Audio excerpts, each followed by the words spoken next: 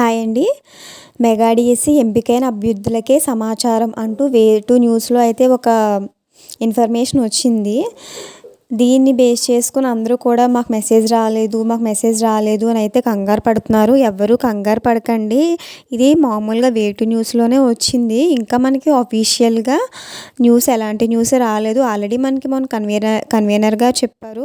వెబ్‌సైట్‌లో అఫీషియల్‌గా ఏదొస్తే అది మాత్రమే నమ్మండి. అంతవరకు వెయిట్ చేయండి అని. మనకి ఇంకా అఫీషియల్ వెబ్‌సైట్‌లో ఎలాంటి అప్డేట్ చేయలేదు.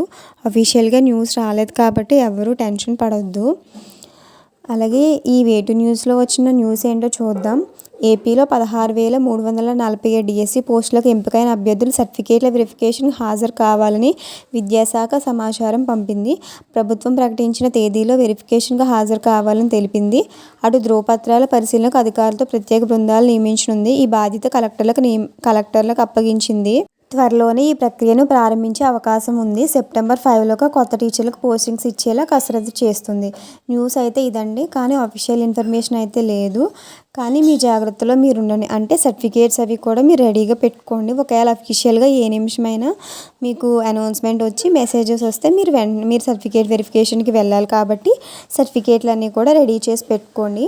కానీ మెసేజెస్‌లు గ్రూప్‌లో వచ్చే ఇన్ఫర్మేషన్‌లు చూసి అయితే ఎవరు టెన్షన్ పడకండి. Wait for official